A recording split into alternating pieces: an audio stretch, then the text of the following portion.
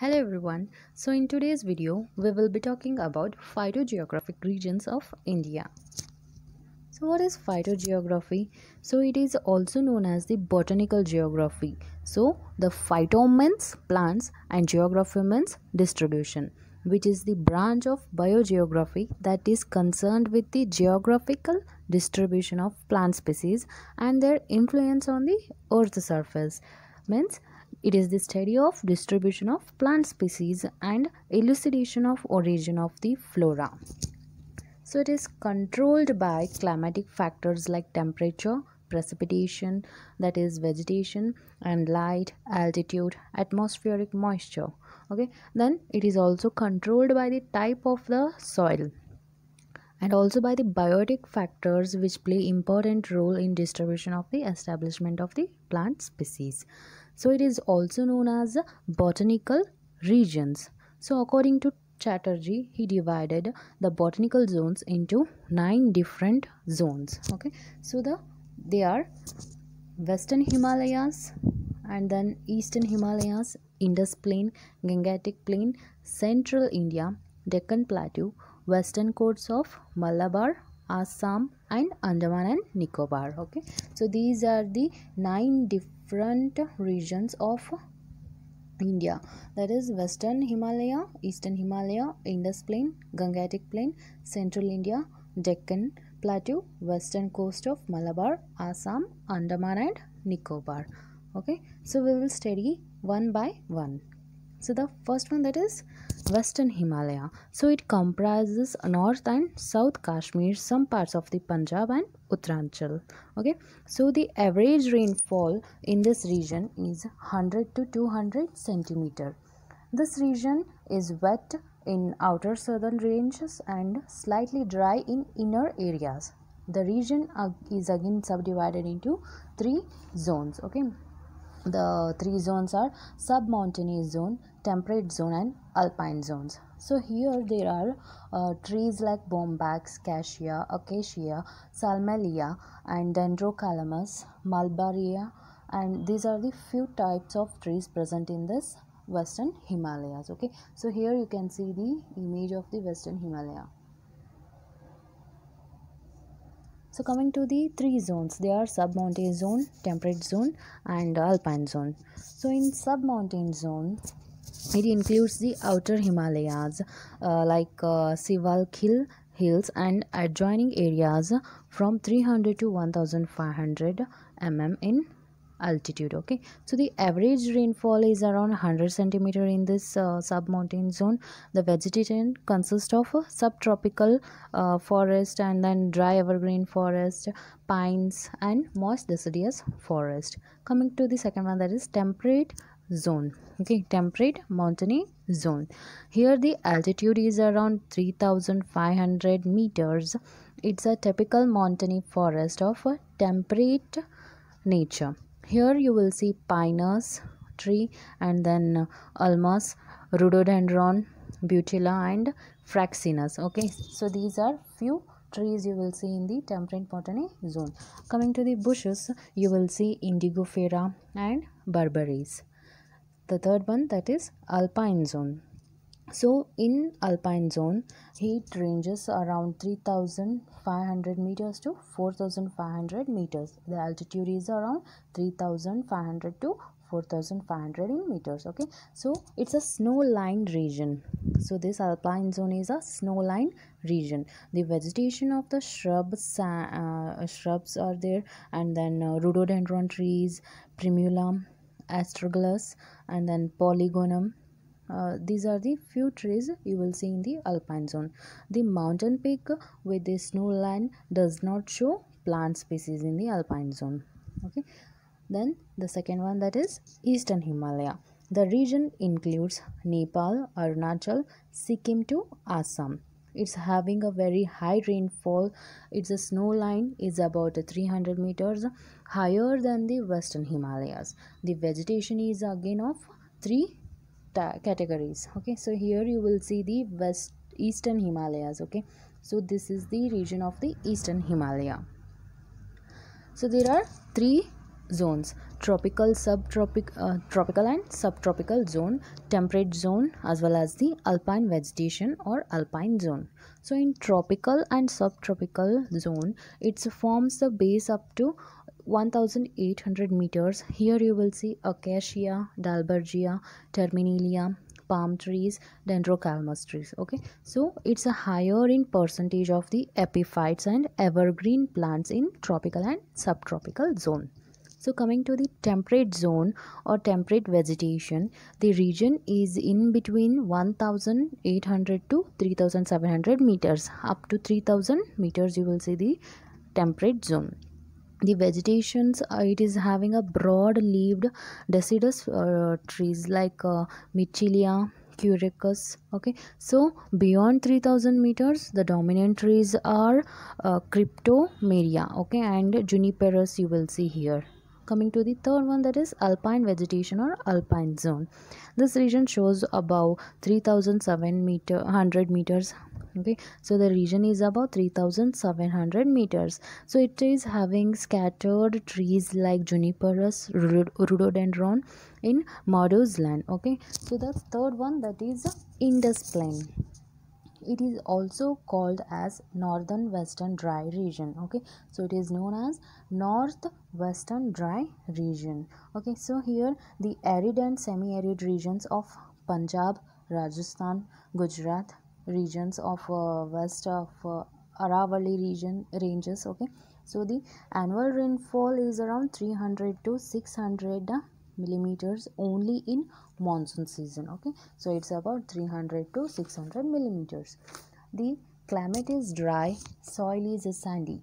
The vegetation is of tropical thorn forest dominated by desert shrubs and herbs. Okay, in summer season the shrub and trees are totally leafless here. Okay, during summer the shrubs and trees are totally leafless with dominating grasses and legumes. The common species you will see in this zone is Acacia nilotica and Gymnosporia, and then Salvadoria calotropis. Okay, so you will see the species in the Indus Plain. So its average rainfall is about less than 70 centimeters. So again the climate is dry, hot, and during this summer season the leaves fall off. Okay, so the next one, that is Gangetic Plain. This region includes areas of Uttar Pradesh, Bihar, Bengal, and parts of Orissa. This zone shows three parts. Okay, so the dry western portion along the Ganga river and Yamuna, humid regions of Bengal and Sundarbans. The forest types are, it's having a tropical forest, moist deciduous forest, and also dry forest. Trees you will see here are Mangifera, Ziziphus, Woodfordia, Ixora, Cassia, and Ticoma. Okay, evergreen species are Heterophilus, then Pterospirumum, and then you will see Atrocarpus. Okay, so here it's agriculturally rich in India. So the Gangetic Plain, it's rich in agriculture. It's having moderate high rainfall, and then it's having a largest mangrove forest. Coming to the next one, that is central India. So it lies between the Gangas in north and Godavari in south. So it's also seen in Madhya Pradesh, Orissa, Gujarat, and north of Deccan Plateau. The annual rainfall is around 100 to 170 centimeter and also 150 to 200 centimeters. It's having a sal forest, okay, and mixed deciduous forest, thorn forest. You will see sal forest, mixed deciduous forest, and thorn forest in this central India region. Okay, here you will see Tictona grandis, then Acacia, Dalbergia, Phalanthus, Mangifera, Terminalia are the few trees you will observe in the central India.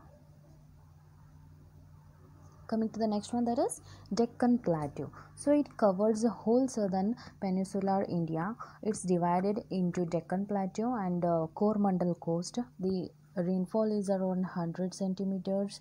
In vegetation you will see teak as the dominant, Hardwickia, Santalus, Zizigum caparis. Okay, so in dry deciduous forest you will see acacia, euphorbia, and prospis. So this is the region of the Deccan Plateau. So the next one, that is western coast of Malabar. So it's a small region of the Western Ghats and west coast with the parts of Gujarat, Maharashtra, Karnataka, Kerala states. Okay, so this region have very high rainfall and good fertile soil. So you will see very high rainfall here and the soil is fertile. The forest types are tropical forest, evergreen forest, mixed deciduous forest, and Nilgiri mangroves you will see here. So trees in this region are Tictona, Dalbergia, Terminalia, Mangifera, Gracinia, and Calophyllum. You will see these types of trees in this Malabar coast. Okay, so along the coast of Goa, Karnataka, Kerala, we will see ferns, climbers, and epiphytes. Okay, so the ferns and climbers, epiphytes are common in this western coast regions. It's also having mangrove forest. So you will see the western coast at the west side of the South India here. So the next one, that is Assam zone. Okay, so the region covers most of the Nagaland, Meghalaya, and Mizoram. Okay, the high rainfall, it's of 200 centimeter. The vegetation is evergreen forest, wet hill forest, and pine forest are there. You will see the bamboos are common in this region, and then epiphytes also you will observe here. Climbers are also seen. It is also having sal forest, wet hill forest have tree like pinus, oak, and rhododendrons. So this is the Assam zone. So the last one, that is Andaman and Nicobar Islands. So it's having high rainfall. Evergreen trees are present in this zone. Trees like bamboos and orchid plants and epiphytes are seen in this region. Here you will see mangroves are very much familiar in this zone. Okay, so you will, as it is the island, obviously mangroves are very familiar. So here you can observe the Andaman and Nicobar Island. So in this video you came to know what is phytogeography and how the climatic factors are affected. So it is controlled by temperature, precipitation, light, atmospheric moisture, altitudes, then type of the soil present in that particular area, and it is also controlled by the biotic factors, and it is known as botanical regions. So the Chatterjee divided India into 9 botanical zones. They are Western Himalayas, Eastern Himalayas, then Indus Plain, Gangetic Plain, and then Deccan Plateau, Malabar Western Coast, Andaman and Nicobar, and Assam, and also the Central India. So you came to know which type of vegetation is present in particular zones, and then rainfall and different types of forests present in that zones. Hope you guys understood. Thank you.